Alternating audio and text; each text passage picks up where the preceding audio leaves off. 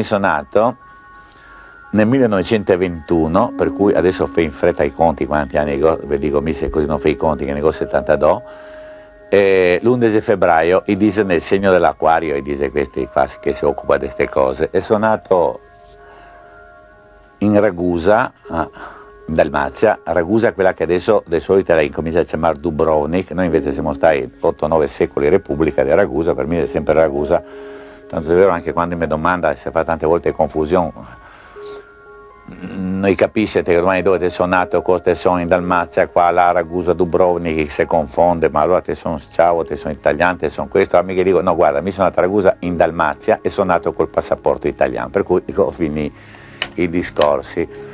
Ho vissuto tutta la mia giovinezza praticamente in Dalmazia, da Ragusa ci siamo trasferiti a Zara per ragioni di scuola e a Zara ho vissuto la mia giovinezza, diciamo, fin gli anni della guerra sono stato a Zara.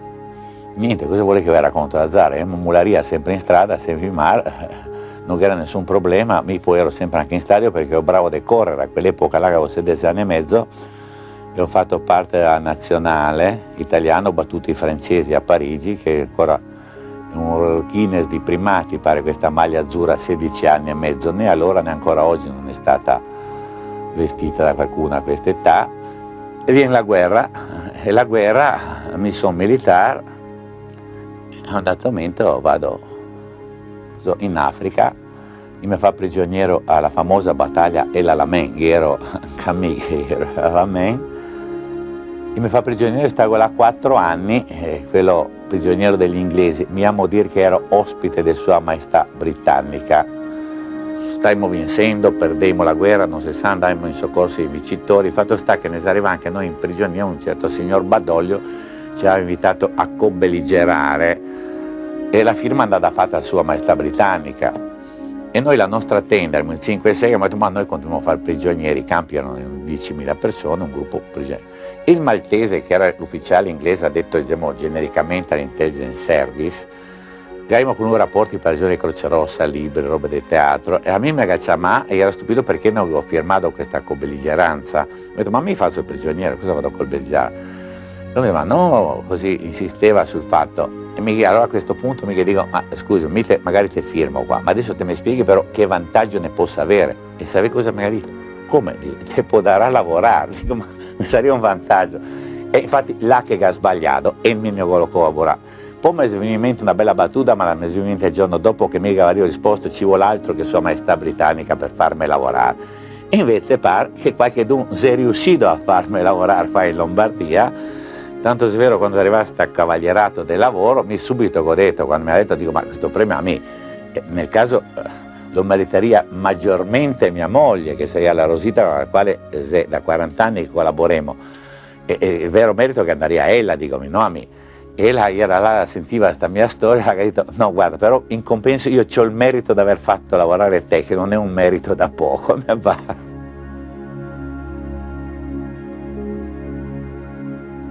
Tornando, finisce la guerra, torno a casa, riprendo stadio, vengo e mi trasferisco a Trieste perché la famiglia lo erano profughi.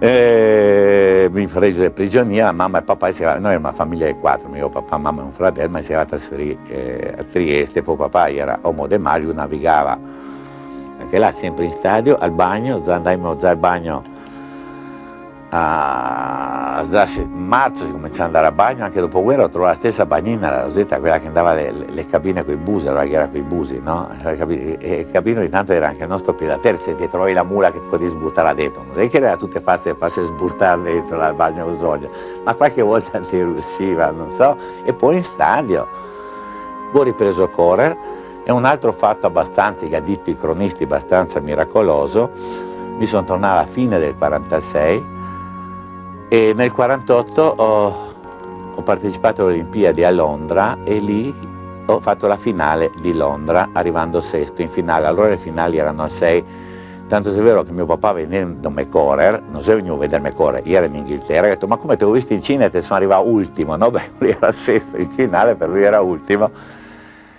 E lì succede un fatto, lì conosco mia moglie, la conosco, non è ancora mia moglie, lei era una ragazza lì che era a Londra, faceva degli studi, aveva 16 anni lei, e con le compagne di collegio sono venuti proprio alla giornata inaugurale delle Olimpiadi, quando io ho fatto la batteria di 400 metri ostacoli, che ho vinto quella batteria.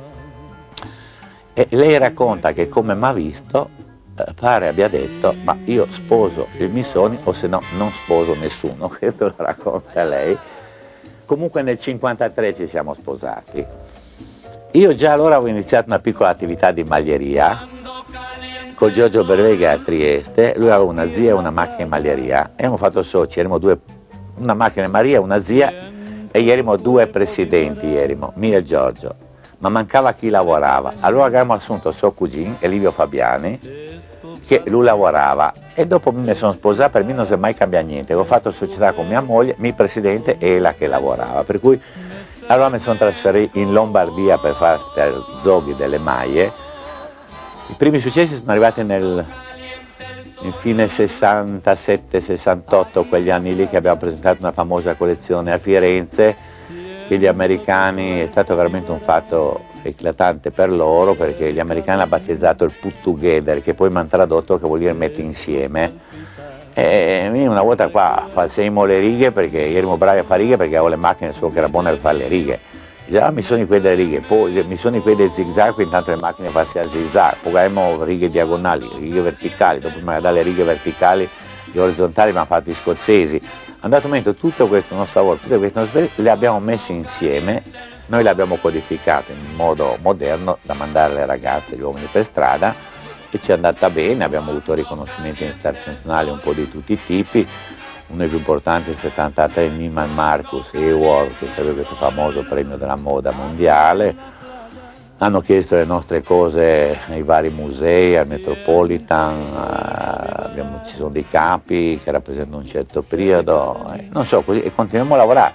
Diciamo che l'importanza è per me, se abbiamo fatto un certo lavoro, per me devo cercare di capire, almeno applicare, se devo fare un lavoro o non faccio niente o cerco di farlo bene. Mi avevo detto, ho avuto sempre questa roba, questi problemi col sonno, che dormivo sempre. Scuole non ho fatto perché mia mamma proprio a scuola non me la mai mandava, me lasciava a dormire, dai consigli anche a mia moglie, una volta più i miei figli, che ha detto: ma Rosita, non li svegliare così ti presto di mattina, ti diventa nervosi. Però un mio amico, andato un momento, gli ha scritto, ha raccontato questa aneddotica dei miei sonni, ha detto: però da sveglio va in finale alle Olimpiadi, e se vede che ogni tanto costa corrente alternata, mi costa sveglio e mi riesce bene le cose, ma soprattutto penso, se devo fare una cosa bisogna cercare di farla al meglio, anche nella ottica anche del nostro lavoro, di questa azienda che va molto bene, diciamo. Adesso ci sono i 3 figli che collaborano con l'azienda, cerchiamo di fare bene quel che sappiamo fare.